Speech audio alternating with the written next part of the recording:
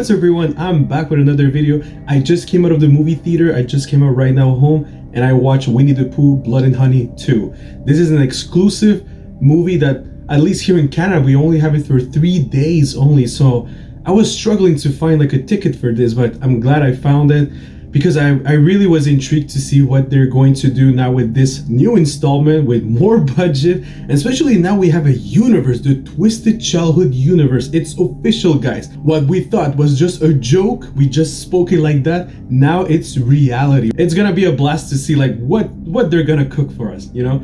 But yeah, so with that in mind, I was really curious to see this new installment because I wanted to see where are they going to head now with this, and also like how is the improvement of the first one, because if they really want this to work out, they really have to improve from the first to the second one.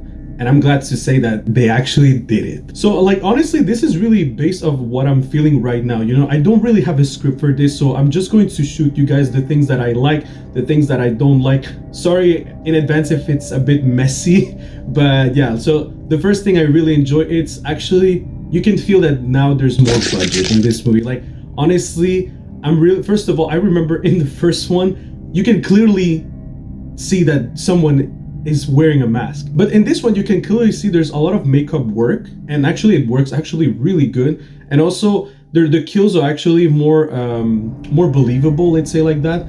And that's thanks to a bigger budget, and that's really cool. You know, I think like that was one thing that needed to improve from the first one. Also, another thing I really enjoyed is Christopher Robin. I think like the actor who they took for Christopher Robin, because if I'm not mistaken, they actually switched the actor. So this actor, I'm sorry, I don't have his name right now. I'm probably gonna leave it somewhere here. But this actor really engaged me to like his story, you know. And that's one thing also, like the story of this movie is actually really well told. At least from the first half, I think it's a really interesting story. You're actually rooting for Christopher Robin. You're understanding his struggle. The story really knew how to write Christopher Robin well, and that's kudos to them, seriously, because I was really engaged with the main protagonist. I really wanted him to succeed, and also like I was feeling the emotion that he felt, you know, and I was just like, damn, like, and that's really a good sign. The sound design was really good also in this movie. Like honestly, for the most part of the movie, like the movie gets creepier and creepier because of the sound. Like the sound really played an important role in this movie, and actually like it really felt like a solid horror movie. So that's why like I had to give kudos to that. And now from the downside, of course, like this is not a perfect movie. So one thing I'm gonna say about this movie, I feel like this movie is taking itself way too serious, but way too serious. And I'm gonna say like to the viewers that you shouldn't take this movie as serious, because not because of the stakes of the movie. It's just because like, you know, like how can I say that? It's like these movies that we're going to see are based on, I don't know, fantasy things that we could have done, because now, like, you know, Winnie the Pooh is in the public domain, Peter Pan, I think Pinocchio, Bambi. So that's why, like, you know, it's like crazy ideas that we had.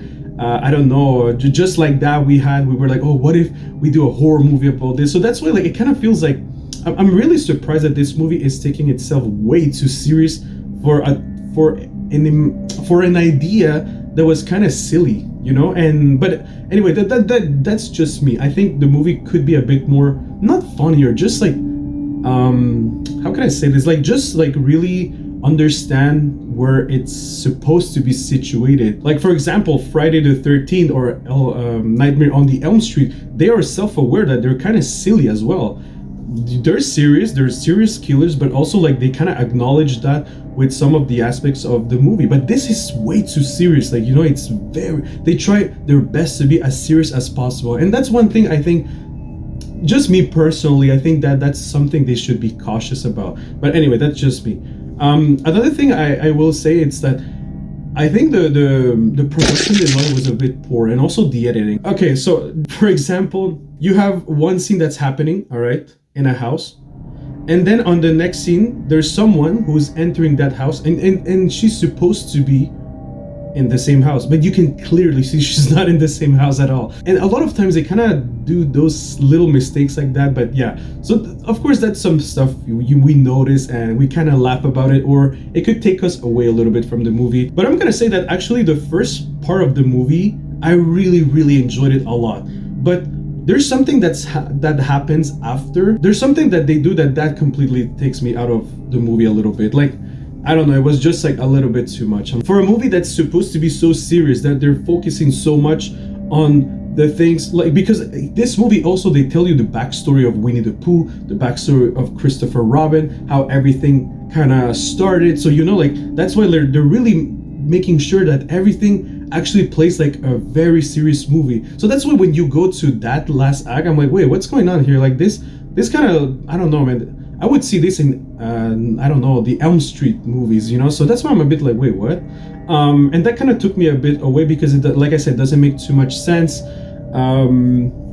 Again, the set designs are not the same. Like, you know, you can clearly see there's some little cuts there and here and there. But yeah, another thing I really enjoy about the movie is the creativity of some of the kills. Like, I thought like that was really well executed. Also, like when they I don't want to give too much away, but like there's a certain kill that they do and you can clearly see it's really well done thanks to makeup, a little bit of CGI, and I was like, oh, that's actually pretty cool. The problem is that they kind of overuse that same kill over and over again, that at one point you're a bit tired of that. At least I felt like that. I'm like, okay, why the same stuff over and over again? So overall, I will say that knowing what this movie is supposed to be, knowing what this universe is supposed to be, by the way, also knowing that I actually had a good time with the first one, and that's key here. When I went to watch the first movie, I knew what it was supposed to be. I knew what I should expect from it, and that's why, like, I knew it was just a silly idea, and that's why I enjoyed it. Was it a good movie? No, it wasn't a good movie, but I enjoyed it because I knew it was already not a good movie, but I was just there for the fantasy of just having Winnie the Pooh and Piglet killing people. So that's why in this movie you have the same thing, but in this movie actually they go further with a better story. They're trying to put some basis in the story, in the lore. They're trying to expand the lore here. So I will say that I really had a good time at first, but then, like I said, I kind of got lost a little bit by the ending of the movie. So is this a good movie? I think it's an okay movie, but I actually had fun with this movie, you know? I did have fun. I enjoyed it for what it is. And yeah, so honestly, like, this is kind of difficult to rate this movie, so I'm just gonna rate it out of how much I enjoyed it, not how much it should deserve. So honestly, if I have to tell you a number, I think I will give it like a 6.5 out of 10 of enjoyability, not of the movie, but of enjoyability. And I'm not gonna rate the movie itself because I honestly, to be honest, I don't know how to rate it. Like, seriously, I think it's a big improvement from the first one, and for what it is, it was actually worth watching. Am I gonna watch this again? Probably not. Yeah, probably not, especially not in the movie theaters. But yeah, so yeah, honestly, I had a great time with this, and I'm actually looking forward to see what they're gonna do with the other movies as well, because it's just out of curiosity, you know, out of curiosity.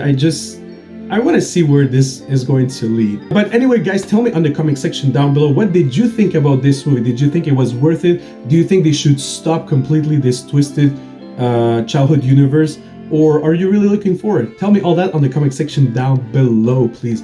Also, don't forget to like this video if you enjoyed it. And also, don't forget to subscribe because we're trying to grow the family and I will do that thanks to you. Thank you so much for watching and I'll see you in the next video. Take care. Peace, everyone.